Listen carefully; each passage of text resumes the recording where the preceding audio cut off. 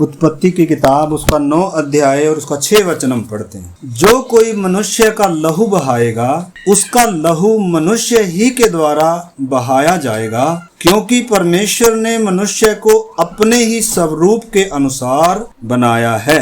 और तुम फूलो फलो और बढ़ो और पृथ्वी पर बहुतायत से संतान उत्पन्न करके उसमें भर जाओ। आइए हम प्रार्थना करते हैं। प्यारे प्रभु परमेश्वर, हम आपको धन्यवाद करते हैं कि इन रुकावटों के बावजूद भी आपने हमें ये सुंदर अवसर दिया ताकि हम आपके वचन के सन्मुख आए। प्रभु जी, हम आपको धन्यवाद करते हैं रुकावटों के लिए, विनती करते हैं अपने वचनों के द्वारा आज हमसे बात करें, हमें सिखाएं प्रभु, खोल कर दें हमें। पवित्र आत्मा आप ही हमारे टीचर हैं, अध्यापक हैं, सिखाने वाले और मददगार हैं। आपके हाथ में सौंपते हैं, आप हमारी मदद सहायता करें। यीशु मसीह के नाम से प्रार्थना को मांगते हैं, आमीन।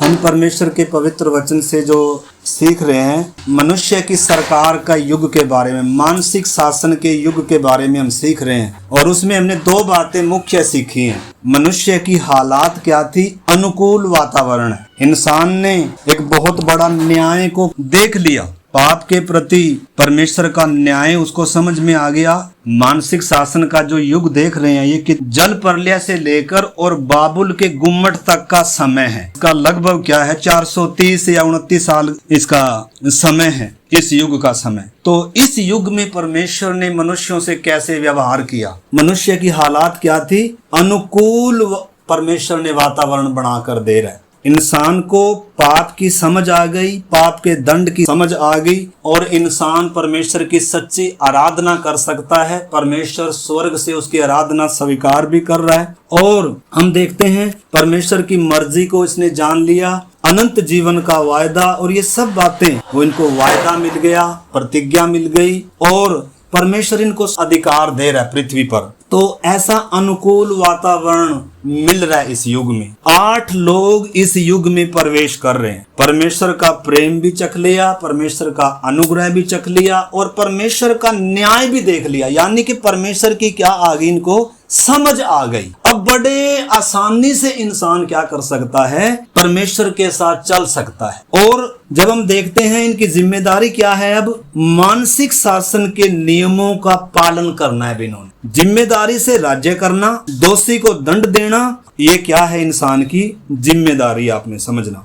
परमेश्वर चाहता है कि इंसान, आपको मालूम है विवेक के युग में जब कैन ने अपने भाई हाबिल को मारा तो परमेश्वर ने कैन को खत्म नहीं किया। लेकिन अभी क्या है, अगर कोई अपने भाई को मारेगा तो क्या करना है, पापी को क्या देना है, दंड देना है। इंसान को परमेश्वर ने अपने स्वरूप में, अपनी समानता में बनाया है। परमेश्वर चाहता है धरती पर पाप ना हो, इंसान ने ये समझ लिया। परमेश्वर चाहता है इंसान का बैरी ना हो, इंसान ने समझ लिया। परमेश्वर चाहता है धरती पर शुद्ध वातावरण हो, और इंसान परमेश्वर के साथ क्या रखे, अपना संबंध रखे, अपना रिश्ता रखे। आपने समझ लें इन बातों, तभी हम इस अनुग्रह के युग में हम उन बातों को समझ पाएंगे। अलग अलग युग में परमेश्वर मनुष्य को थोड़ा थोड़ा सा प्रकट करके दे रहा है, और उसी के अनुसार परमेश्वर इंसान से वफादारी की, आज्ञाकारिता की, ईमानदारी की और विश्वास योग्यता की क्या कर रहा है, मांग कर रहा है। और हर युग में परख भी है। आपको मालूम है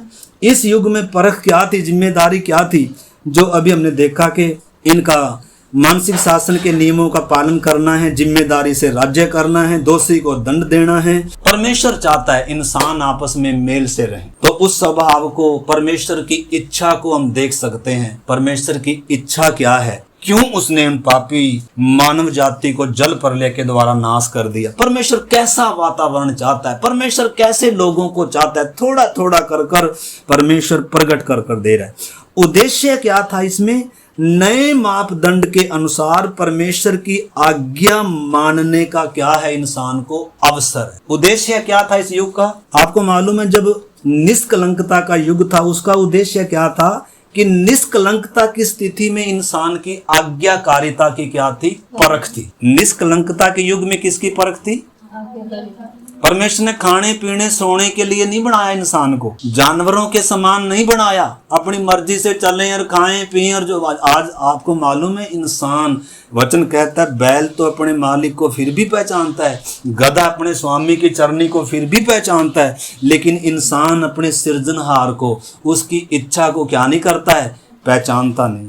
इसलिए बेपरिणाम अधोलोक ने अपना क्या पसारा हुआ है, मुंह पसारा हुआ है, और इंसान पशु के समान किधर जा रहा है। अज्ञानता के कारण परमेश्वर कह रहा है मेरी प्रजा क्या हो रही है, नाश हो रही है। तो परमेश्वर चाहता है इंसान अपने सृजनहार का, अपने सृष्टिकर्ता का क्या रखे, ज्ञान रखे कि उसने, परमेश्वर ने इंसान को क्यों बनाया है और परमेश्वर इंसान से क्या चाहता है और उसको कैसे चलना है। अर्थपूर्ण ढंग से इंसान अपना जीवन बिताए। अगर इंसान के जीवन में उसके जीने का कोई अर्थ ही नहीं है, अगर जानवरों के समान जी रहा है, तो अपनी खुशी के लिए जी रहा है, तो अपनी मनमर्जी के लिए जी रहा है, तो उसके जीवन में अगर परमेश्वर कोई जगह ही नहीं रखता, तो ऐसा जीवन बताओ जानवर से नीचे है क्या, ऊपर होगा। तो शुरू से परमेश्वर थोड़ा थोड़ा कर इंसान को, इंसान की कीमत बता रहा है। इंसान मेरे स्वरूप और समानता में है। व्यवस्था में भी आगे चलकर परमेश्वर ने वो सब व्यवस्था में नियम दिए थे। तो इधर हम परमेश्वर के वचन से देखते हैं, निष्कलंकता की स्थिति में मनुष्य की आज्ञाकारिता की परख थी, विश्वास की परख थी, और विवेक के युग में क्या परख थी, विवेक के अनुसार चलना था इंसान को। लेकिन विवेक के अनुसार इंसान चलने में क्या हो गया, नाकाम हो गया। परमेश्वर ने उधर युग का क्या कर दिया, अंत कर दिया। क्योंकि परमेश्वर ने कौन सा युग लेकर, परमेश्वर ने धरती पर समय सीमा तय करके रखी हुई है, योजना के तहत उसने सृष्टि को बनाया है। सदा ही निष्कलंकता का युग भी नहीं रहेगा, सदा ही विवेक का युग भी नहीं रहा, सदा ही मानसिक शासन का युग भी नहीं रहा। फिर परमेश्वर ने वायदे का युग दिया, हम आगे देखेंगे। फिर परमेश्वर ने व्यवस्था का युग दिया। हर युग में परमेश्वर के मापदंडों को हमने समझना है, इंसान से परमेश्वर क्या चाहता है। तो उन बातों को जब हम देखते हुए आ रहे हैं, इस युग में परख का माध्यम क्या था, मानसिक शासन, परमेश्वर के नियमों के साथ आज्ञा पालन करना है, परमेश्वर की सच्ची आराधना करना है। और धरती पर क्या नहीं होना, क्या प्रकट करके दे रहा है परमेश्वर, परमेश्वर को पाप से क्या है, घृणा है। पाप की मजदूरी क्या है, मौत है। और इंसान नहीं चाहता, इंसान क्या, परमेश्वर नहीं चाहता कि इंसान क्या हो जाए, मरे। क्यों? क्योंकि मेरे स्वरूप में, मेरी समानता में है। तो वाचा बांध दी परमेश्वर ने, मेघ धनुष दे दिया, वाचा का चिन्ह दे दिया, पृथ्वी को कभी नाश नहीं करूंगा, फिर से कभी बाढ़ नहीं आएगी। इनको वायदे मिले हैं, प्रतिज्ञाएं मिली हैं, परमेश्वर का अनुग्रह मिला है, परमेश्वर का प्रेम मिला है, एक नई जिंदगी की शुरुआत मिली है। इनकी आंखें खुल गई, समझ खुल गई, बुद्धि खुल गई। अब हम देखेंगे, आपको मालूम है परख का जो माध्यम हमने देखा, मनुष्य के शासन, मानसिक शासन, परमेश्वर के नियमों के साथ पालन करना। और उसके साथ हम देखते हैं मनुष्य की हार, मनुष्य की पराजय क्या हुई, जल्दी से हम उसको पढ़ेंगे। आप इसको बाद में 9 अध्याय 10 अध्याय स्टडी करना, हम सारी बातें उसमें से नहीं सीख रहे, सिर्फ अपने विषय से संबंधी ही बातों को सीख रहे हैं। तो इसका 9 का जब हम 18 से पढ़ते हैं, 9 अध्याय 18 से, कोई पढ़े जोर से, या आवाज नहीं आएगी, मैं पढ़, आवाज की दिक्कत होती है दूर से। नूह के पुत्र जहाज में से निकले, वे सेम, हाम और येपेत थे, और हाम कनान का पिता हुआ। नूह के 3 पुत्र ये ही हैं, और इनका वंश सारी पृथ्वी पर फैल गया। नूह किसानी करने लगा, उसने दाख की बारी लगाई, और वह दाख मधु पीकर मतवाला हो गया, और अपने तंबू के भीतर नंगा हो गया। इधर हम उस छोटे परिवार के बारे में परमेश्वर का वचन खोल कर बता रहा है, जिस परिवार ने परमेश्वर के प्रेम को, परमेश्वर की भलाइयों को, परमेश्वर के उद्धार को, परमेश्वर के क्रोध को, पाप कितना भयानक है, वो सब देख लिया। इतना ही नहीं, परमेश्वर के वायदे, परमेश्वर की प्रतिज्ञाएं, परमेश्वर की वाचा, धरती पर आशीष का जीवन, आराधना का जीवन, ये सब मिला हुआ है। लेकिन हम देखते हैं इंसान, सब कुछ मिला तो है, समर्पित तो थे ये, लेकिन पाप का अभी तक क्या नहीं था, समाधान हुआ नहीं। पापी को मारने से समाधान नहीं होगा, जब तक पाप का क्या नहीं होगा, समाधान नहीं होगा, इंसान सुधर नहीं सकता है। वो चीज हम देखते हैं। तो नूह क्या हो गया, देखो, यानी कि मनुष्य की कमजोरी को हम देखते हैं। मनुष्य की निर्बलता को हम देखते हैं। क्या निर्बलता है? इंसान परमेश्वर के साथ चलने का मन तो रखता है, लेकिन अंदर पाप का क्या है? राज्य है इंसान। परमेश्वर का अनुग्रह के लिए अगर ये सचमुच में धन्यवादित रहे। देखो, ऐसा तो नहीं है किसी ने जबरदस्ती क्या कर दिया होगा। बहुत बार हम क्या करते हैं, बहाना ढूंढते, उसने ऐसा करा दिया, उसने ऐसा करा दिया, उसने पिला दिया, उसके कारण मैं ऐसा हूं, उसके कारण मैं चल नहीं पा रहा। इधर किसी को बहाना बोल सकता है परमेश्वर को? नूह ने दाख की बारी लगाकर और क्या दिमाग से निकाला, दिमाग से क्या तरक्की करी? दाख मधु निकाल कर मतवाला होकर क्या पड़ा है जी? नंगा पड़ा है। आपने समझना है, मैंने और आपने भी समझना है परमेश्वर के सामने कितना हमें दीन होकर चलने की जरूरत है। नहीं तो नंगा किसको दर्शाता है? नूह क्या हो गया? नंगा होकर घर में पड़ा हुआ है, और उसके पुत्र भी क्या कर रहे हैं? उधर हम जान ही रहे हैं, ये एक बड़ा गहरा विषय। एक पुत्र ने क्या किया? उस अपने पिता को नंगा देख, जो ऐसा काम करते हैं अगर किसी को ढांप नहीं सकते, चाहिए क्या? लिखा है, प्रेम अनेक पापों को क्या कर देता है? ढांप देता है। परंतु जो बात की चर्चा बार बार करता है, वो परम मित्रों में भी क्या डाल देता है? फूट डाल दे। तो उसको, नूह के बच्चे को क्या मिल गया? श्राप मिल गया। मतलब ये क्या चीज बता रही है? मनुष्य की पराजय जब हम देख रहे हैं, क्या चीज देख रहे हैं? इतना भारी जल प्रलय, न्याय, सब कुछ देखा है, परमेश्वर का प्यार, भलाई, सब वायदे, प्रतिज्ञाएं, वाचा, सब कुछ मिल गया, लेकिन तो भी इंसान, देखो हम उसकी दशा देखते हैं। पाप से इंसान का जब तक छुटकारा नहीं होगा, परमेश्वर को भी उम्मीद नहीं है, इंसान से भी उम्मीद नहीं है। इसलिए क्रूस पर यीशु मसीह को बलिदान होना पड़ा। उस पर उसने वो समाधान कर दिया, ताकि इंसान अब क्या करे? परमेश्वर के जब अनुग्रह को, परमेश्वर के जब प्यार को, परमेश्वर की जब कृपा को जब चख लिया, वायदे, प्रतिज्ञाएं, सच्ची आराधना जब मिल गई, अब परमेश्वर चाहता है इंसान किसके साथ चले? परमेश्वर के साथ चले। सहायक भी दे दिया, पवित्र आत्मा। नूह को तो पवित्र आत्मा भी नहीं था, नया जन्म भी नहीं था, उस समय तक उतना ही नया जन्म था उसका। हमारे लिए लिखा है, अब जो मसीह यीशु में है वो नई सृष्टि है। उस समय उसके हिसाब से, उस युग के हिसाब से उन्होंने नया जन्म पाया था, उस युग के हिसाब से उन्होंने परमेश्वर के अनुग्रह, प्यार, सब कुछ को पाया था, लेकिन वो परमेश्वर के साथ चलने में क्या हो गए?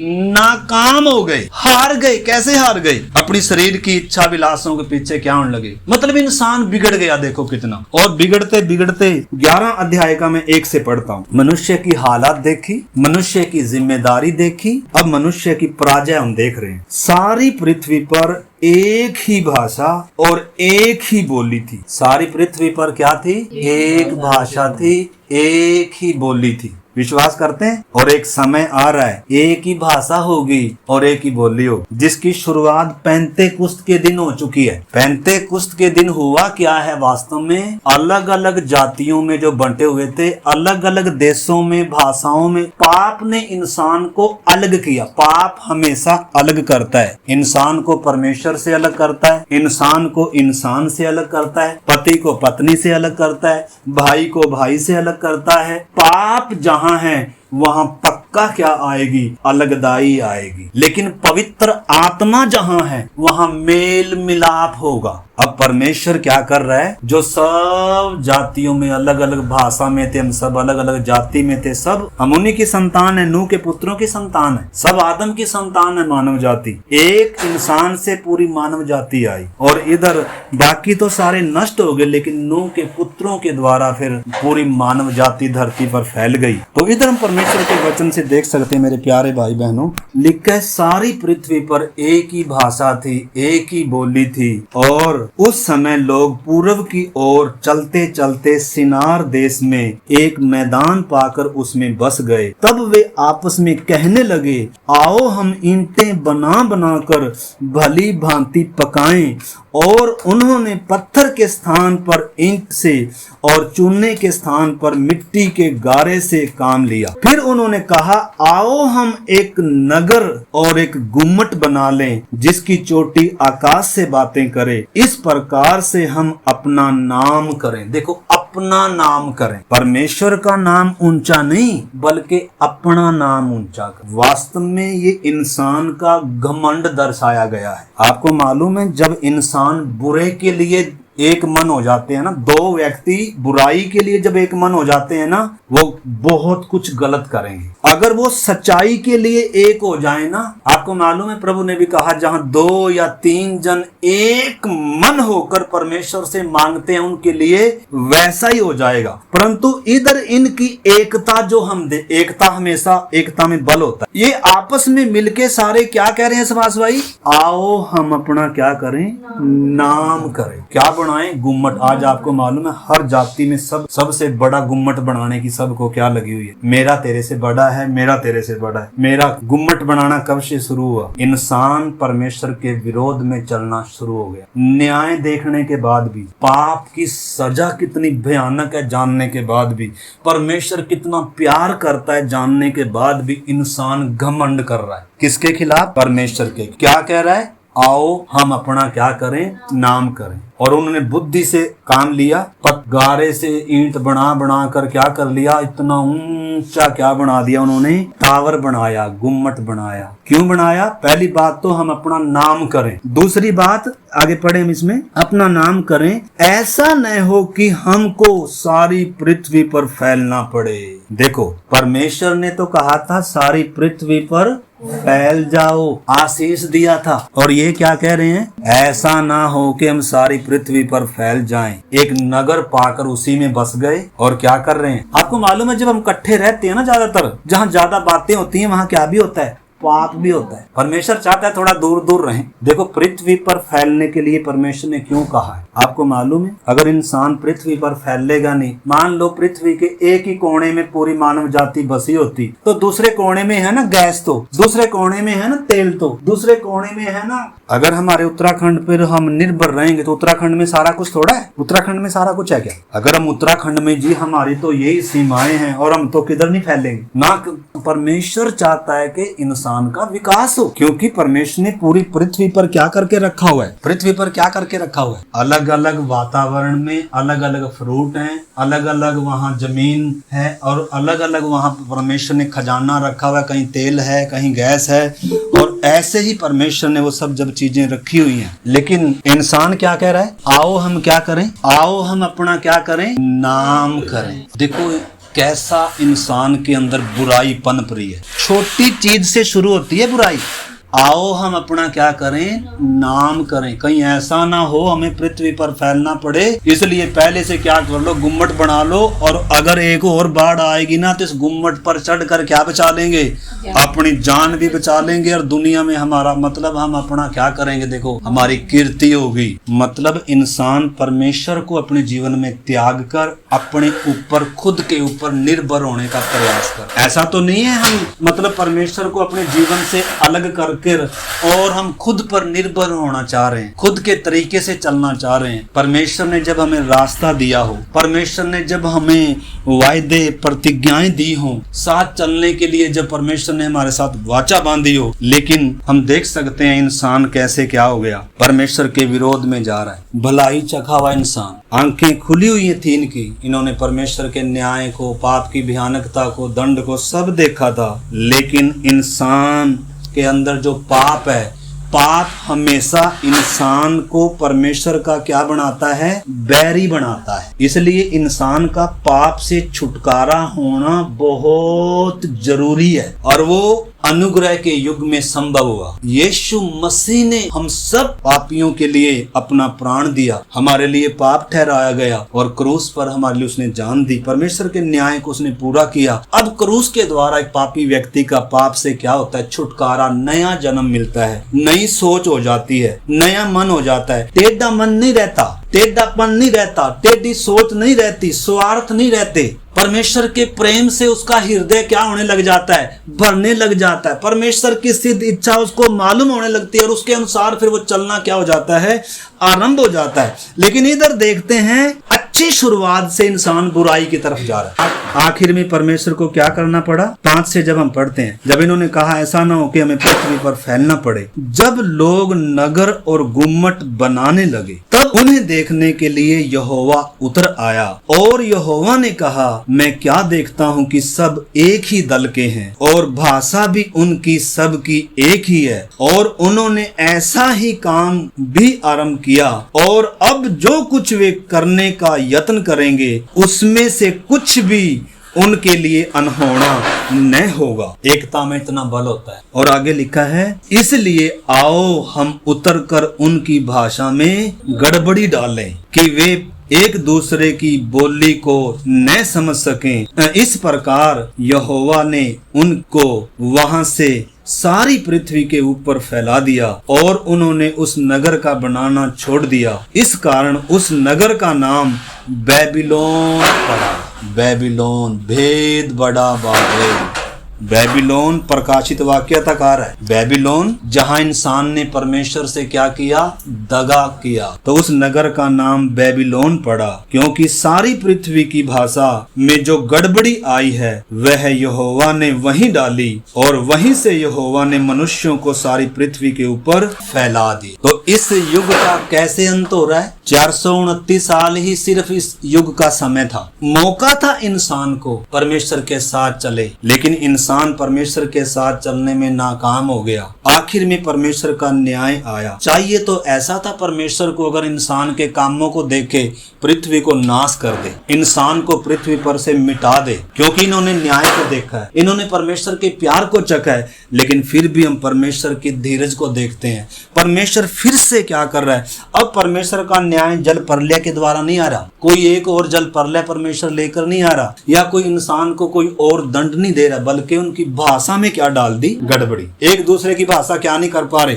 समझ नहीं पा रहे, और उनको क्या कर दिया? फैला। उनके विचार अलग अलग हो गए, और वो अलग अलग, कोई उधर बस गया जाके, कोई उधर। इसलिए आज पूरी मानव जाति कहां कहां पहुंच गई? पृथ्वी पर फैल गई। आपको मालूम है, एक समय में एक आदम और हवा थे, एक ही परिवार था, एक ही बोली थी, एक ही भाषा थी, और पृथ्वी का भी एक ही पीस था, अलग अलग टापू नहीं थे। देखो पाप ने कितना बिखार लेकर आया, कितना अलग अलग कर दिया। इंसानों को बांट दिया, पृथ्वी को बांट दिया, अलग अलग भाषाओं में इंसान बंट गया, जाति संप्रदायों में इंसान बंट गया, और आगे चलकर इंसान ने अपनी बुद्धि के अनुसार, अपनी कल्पना के अनुसार, अपने साइज के अनुसार, अपनी पसंद के अनुसार, जैसा कपड़ा पसंद करते हैं, जैसा हम अपने स्वाद का भोजन पसंद करते हैं, जैसा हम अपना कलर पसंद करते हैं, इंसान ने ऐसे ही किसको बनाना शुरू कर दिया? अपने हाथ के बनाए हुए ईश्वर को क्या करने लग गया? मानकर चलने लग गया। इंसान कैसे भटक गया? देखो, इंसान अपने आप को बुद्धिमान जताकर क्या बन गया?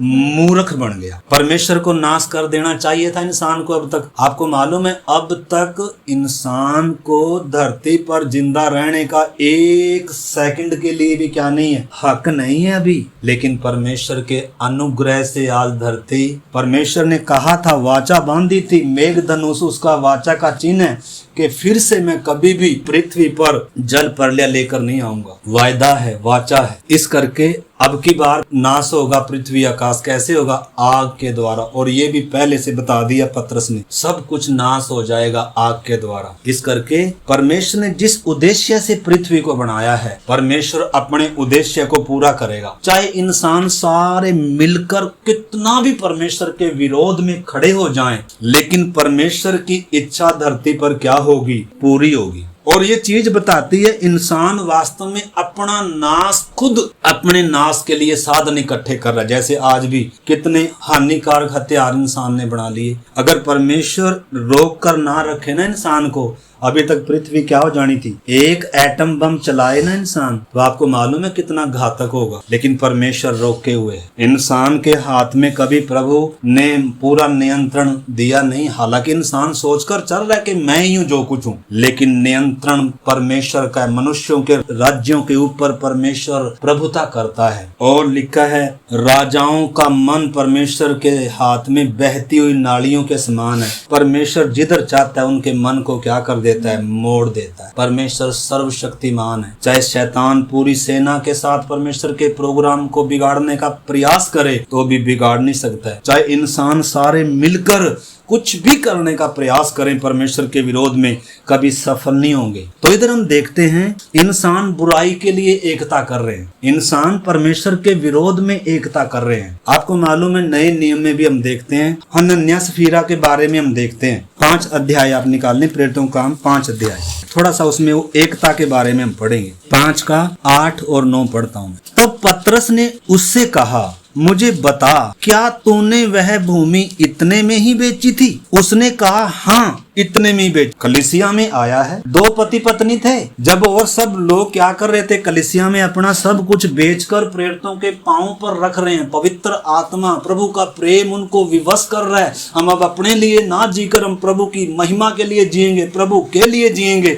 और जब वो ऐसा दिल से कर रहे थे, और ये क्या कर रहे हैं, इन्होंने भी भूमि बेची। ये भी चाहते हैं कि हम भी उसके समान दिखें, हम भी विश्वासी दिखें, हम भी दानी सज्जन दिखें। और इन्होंने क्या किया, दोनों पति पत्नी ने एका किया। पतरस ने उससे कहा, यह क्या बात है कि तुम दोनों ने प्रभु की आत्मा की परीक्षा के लिए एका किया है? दोनों ने क्या किया है, एका किया है। बोल सकती थी पत्नी, लेकिन दोनों ने क्या किया था? पतरस को क्या बनाएंगे, बेवकूफ बनाएंगे। पतरस को हमारे मन की बात मालूम, आपने समझना है। हम किस मन से संगति में आते हैं, हम किस मन से क्या देते हैं, हम क्या मन रखते हैं सेवकों के प्रति, किसको मालूम है? परमेश्वर को मालूम है। और परमेश्वर अपने दासों को भी कई बार क्या कर देता है, बता देता है ये व्यक्ति किस मन से आया है, किस मन से दान लाया है, क्या बनना चाहता है, क्या खुद को दिखाना चाहता है। एका कर कर आए हैं। और आपको मालूम है पहले पति मर गया और पतरस बाद में कह रहा, आप उसको बाद में पढ़ना। पतरस कह रहे, हे हन्याह, शैतान ने तेरे मन में यह बात कैसे डाली कि तू पवित्र आत्मा से झूठ बोले और भूमि के दाम में से कुछ रख छोड़े? जब तक वे तेरे पास थी क्या तेरी नहीं थी? और जब बिक गई तो क्या तेरे वश में नहीं थी? तूने यह बात अपने मन में क्यों विचारी? तू मनुष्यों से नहीं, तू परमेश्वर से झूठ बोला है। ये बातें सुनते ही हनन्याह गिर पड़ा और उसने अपने प्राण छोड़ दिए। और सब के ऊपर क्या छा गया? इन्हीं दिनों कलीसियाओं में परमेश्वर, आपको मालूम है एक दिन में कलीसिया में परमेश्वर का भय छा सकता है। नींद तो दूर दूर तक नहीं होगी किसी की आंख में। अगर अभी इधर कोई गिरकर मरेगा तो कैसा होगा बताओ जी। पतरस पर कोई केस कर रहा है, भय छा गया सबको। और बाद में पत्नी भी आई, उसको पता नहीं था क्या हुआ। पत्नी से पूछा पतरस ने, क्या इतने में बेची थी? कह रहा हाँ। कह रहा तूने एका किया है क्या दोनों ने? उसको तो अभी गाड़ने वाले द्वार पर ही हैं और अभी तुझे लेकर जाएंगे। और वो भी उसी समय गिर कर क्या होगी, मर गए। तो मेरे प्यारे भाई बहनों, इधर क्या बात लाई गई, हमने दान किया, उन चीजों की बात नहीं मैं कह रहा हूँ। लेकिन एक व्यक्ति जब बुराई के लिए एका कर लेते हैं, परमेश्वर के विरोध में, पवित्र आत्मा के विरोध में जब किसी बात के लिए सहमत हो जाते हैं, उसका परिणाम बुरा होता है। वो हम किधर भी देख रहे हैं। जब उन्होंने गुम्मट बनाया, उन्होंने परमेश्वर के विरोध में बलवा कर रहे हैं, घमंड कर रहे हैं, हम कुछ हैं, अब हमें परमेश्वर की जरूरत नहीं है। अगर अब की बार बाढ़ आएगी हम ऊपर चढ़ जाएंगे। हम अपने आप को क्या कर लें, सुरक्षित कर लें। अपनी कैसी दूषित बुद्धि का इंसान क्या करता है, इस्तेमाल करता है। परंतु वचन क्या कहता है, तुम्हारे बुद्धि के मन के नए हो जाने से तुम्हारा चाल चलन भी। जब तक इंसान की बुद्धि और मन नया नहीं होगा, इससे उम्मीद ही नहीं है। इसलिए उद्धार के दिन परमेश्वर हमारी बुद्धि को नया करता है, हमारे मन को नया करता है, हमें एक नया मन देता है, पत्थर हृदय निकाल कर मांस का हृदय देता है और हमारे अंदर अपनी आत्मा डाल देता है और हमें इस लायक बना देता है कि हम परमेश्वर की विधियों पर चले, परमेश्वर के नियमों को माने, परमेश्वर से प्रेम करें। परंतु मेरे प्यारे भाई बहनों, इधर हम देखते हैं कोई भी चीज के लिए अगर जो परमेश्वर के खिलाफ है उसमें कभी एकता ना करें। आदम के पास जब हवा फल लेकर आई तो वो क्या कर रहा है, एकता कर रहा है अपनी पत्नी के साथ। चलो तूने खा लिया, मैं भी क्या करता हूँ। तो पति पत्नी ने किसमें एकता नहीं करना, भाई भाई ने किसमें एकता नहीं करनी, माँ बेटे ने किसमें एकता नहीं करनी। अगर एक गलत चल रहा है तो दूसरे के साथ नहीं चलना, उधर रुक कर बोलना ना, ये काम ऐसा नहीं करना, हमने प्रभु के खिलाफ नहीं जाना, ठीक है ना। एकता नहीं करनी, एकता करनी है परमेश्वर के कार्य के लिए, परमेश्वर की सेवकाई के लिए, परमेश्वर की महिमा के लिए, दुनिया के उद्धार के लिए एक मन होकर प्रार्थना करें। शैतान कभी नहीं चाहेगा कोई भलाई के लिए एक मन हो जाए। शैतान हमेशा, पाप हमेशा इंसान को अलग अलग करता है। शैतान ने परमेश्वर को इंसान से अलग कर दिया, शैतान ने पूरी मानव जाति को आपस में भी क्या कर दिया, पाप ने अलग कर दिया। लेकिन परमेश्वर ने पाप का भी समाधान कर दिया मेरे प्यारे भाई बहनों, और शैतान का सबका समाधान कर कर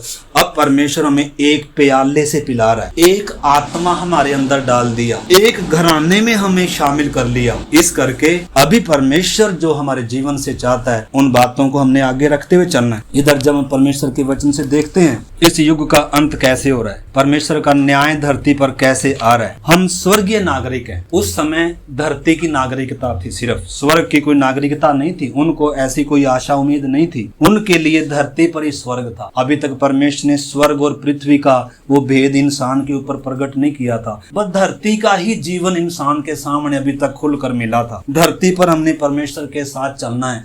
हनोक चला था और उसको परमेश्वर मृत्यु नहीं देखने दिया और वो उठा लिया गया। आशा थी कि परमेश्वर के साथ हम सदा रहेंगे बस, लेकिन अभी तक नरक के बारे में और ज्यादा कुछ मालूम नहीं था। तो इधर जब हम परमेश्वर के वचन से देखते हैं हमारे सामने, हम ऐसे युग में आए हैं, परमेश्वर ने अब कुछ भी पर्दे में नहीं रखा है, हमारे सामने सब कुछ प्रकट कर दिया है। और जो भी कुछ परमेश्वर ने करना था क्रूस पर उसने कहा, सब कुछ क्या हो गया, पूरा हो गया, कोई बलिदान बाकी नहीं रहा। इस करके मेरे प्यारे भाई बहनों, हम स्वर्गीय नागरिक भले ही हैं, लेकिन परमेश्वर ने, आपको मालूम है, हमें धरती पर रखा हुआ है। क्यों रखा हुआ है? हमें विश्वासी होने के नाते पृथ्वी पर भी एक अच्छा क्या बनना है, नागरिक। इस करके आइए रोमियो 13 अध्याय हम पहले पढ़, एक से हर एक व्यक्ति शासकीय अधिकारियों के अधीन रहे। हर एक व्यक्ति शासकीय अधिकारियों के अधीन रहे, कि कोई अधिकार ऐसा नहीं जो परमेश्वर की ओर से न हो। क्योंकि कोई भी अधिकार ऐसा नहीं है जो परमेश्वर की ओर से ना हो।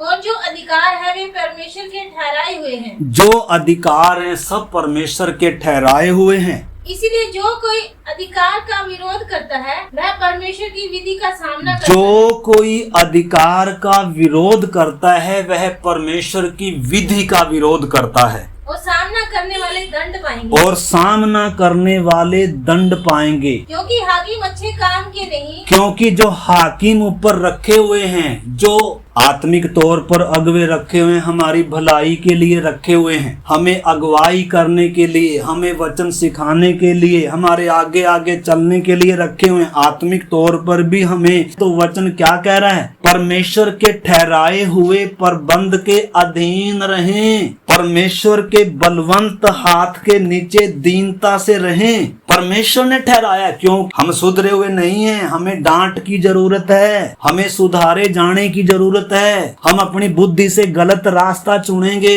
अगर हम बच्चों को ऐसे ही छोड़ देंगे, बताओ बच्चा किधर जाएगा? बच्चा कभी स्कूल तो जाएगा नहीं, बच्चा कभी किताब तो पढ़ेगा नहीं, बच्चा कभी मोबाइल लेकर उसमें वचन तो सुनने बैठेगा नहीं, वो तो उल्टे पुल्टे काम ही करेगा, क्योंकि आजादी मिल गई। जो आजादी से चलना चाहते हैं, जो परमेश्वर को, परमेश्वर के ठहराए हुए उन सब को, अधिकारों को एक साइड में हटाकर वो कह रहा, अब मुझे मालूम चल गया मुझे कैसे चलना है, तो बताओ कैसे चलेंगे? इधर परमेश्वर का वचन कहता है अधिकार हमारे लाभ के लिए हैं भाई जी, हमारे फायदे के लिए हैं। अगर बताओ पुलिस ना हो, आज अदालतें ना हो, जज ना हो, कानून ना हो, ट्रैफिक के नियम ना हो, इंसान की हालत क्या हो जाएगी बताओ? दुनियावी तौर पर हो, आत्मिक तौर पर हो, परमेश्वर ने क्या ठहराए हैं? प्रबंध ठहराए, सिखाने वाले ठहराए। तो मेरे प्यारे भाई बहन, उधर परमेश्वर का वचन क्या कहता है हमने समझना। मैं एक विश्वासी होने के नाते क्या मैं एक अच्छा नागरिक हूँ? पहले हम नागरिकता का उसमें आए। क्या मैं सरकार के नियमों का पालन करता हूँ? क्या मैं ट्रैफिक के नियमों का पालन करता हूँ? क्या मैं नागरिक के जो नागरिकता का जो नियम होता है उन नियमों का पालन करता हूँ? इधर परमेश्वर का वचन साफ साफ कहता है कि हमने किसका पालन करना है। अब विदाउट टिकट नहीं चलना, अब विदाउट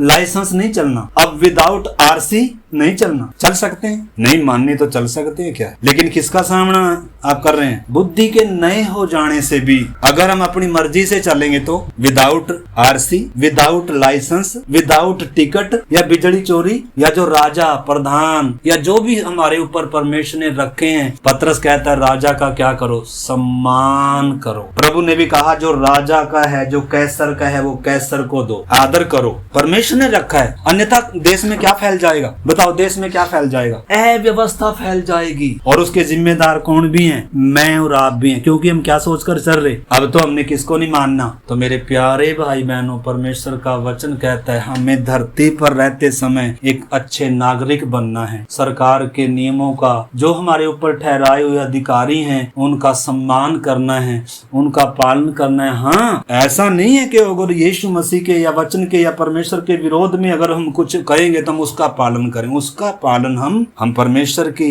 ठहराए हुए प्रबंधों का आदर करते हैं। लेकिन अगर कोई परमेश्वर के विरोध में हमें कुछ करने के लिए बोले तो उसके लिए कीमत देने के लिए भी हमें क्या रहना है? तैयार रहना। तो मैं ज्यादा कुछ नहीं कहते हुए, बहुत सारे वचन है वैसे तो, इस करके 13 अध्याय पूरा हमें बताता है जो अधिकारी हैं ये हमारे लाभ के लिए रखे हुए, हमारे फायदे के लिए रखे हुए। हमने कानून नहीं तोड़ना, हमने कानून को अपने हाथ में लेना, हमने सारे जो भी नियम है मानवीय मनुष्य जाति के लिए, जो भी, ताकि हमारे देश में झगड़ा ना हो, हमारे देश में मतलब व्यवस्था वो ना फैले, लड़ाई जाति के झगड़े या और कुछ ऐसी। अगर हम ट्रैफिक के नियमों का पालन ना करेंगे तो कितनी दूर तक जाएंगे। अभी भाई बीरू और ये क्या नाम है उनका बेटा आए ज्वालापुर से, तो नियमों का पालन करके तो आए होंगे। लाइसेंस होना चाहिए, आरसी होनी चाहिए, प्रदूषण होना चाहिए, हेलमेट होना चाहिए, और इसके साथ साथ क्या होना चाहिए? इसके साथ साथ जो लाइन दे रखी है, अपने दाहिने हाथ चलना या बाएं हाथ चलना,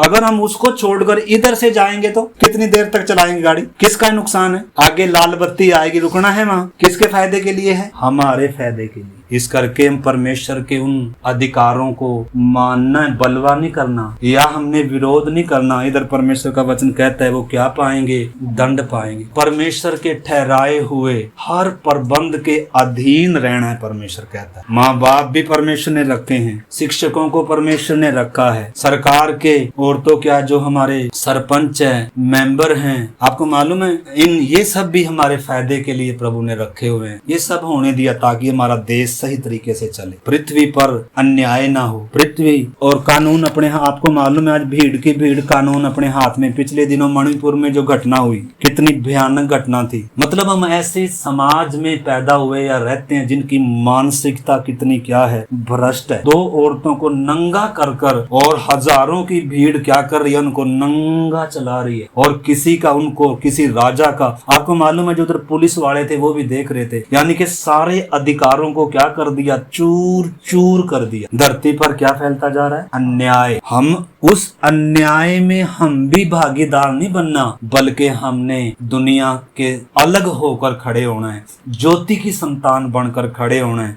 हमारे ऊपर सरकार को भी भरोसा होना है, हमारे ऊपर गांव के सब लोगों को भरोसा होना है कि सारे बुरा कर सकते हैं, परंतु ये व्यक्ति क्या नहीं करेगा? बुरा नहीं करेगा। एक और आखिरी बार पढ़कर 1 तीमुथियुस 2 अध्याय 1 से 3 तक पढ़े और फिर हम प्रार्थना पढ़े। अब मैं सबसे पहले यह आग्रह करता हूँ कि विनती और प्रार्थना और निवेदन और धन्यवाद सब मनुष्य के लिए किए जाएं। हाँ, इधर परमेश्वर का दास पौलुस तीमुथी की पत्री लिखते समय, कलीसिया को लिखते समय क्या लिख रहा है? जब हम वो वचन पढ़ते, मैं थोड़ा सा पढ़कर और फिर हम प्रार्थना में आ रहे हैं। हम अपनी जिम्मेदारियों को पहचानना है मेरे प्यारे भाई बहनों। परमेश्वर ने हमें जिम्मेदार रखा हुआ है। जिस कॉलोनी में, जिस कंपनी में, जिस स्कूल में, जिस फैक्ट्री में, जिस मोहल्ले में हम रहते हैं, उधर हम जिम्मेदार नागरिक बनना है, उधर जिम्मेदार पड़ोसी बनना है, एक वफादार बनना है। चाहे सारे लोग अन्याय करने लग जाएं, बिजली चोरी करने लग जाएं, विदाउट टिकट चलने लग जाएं,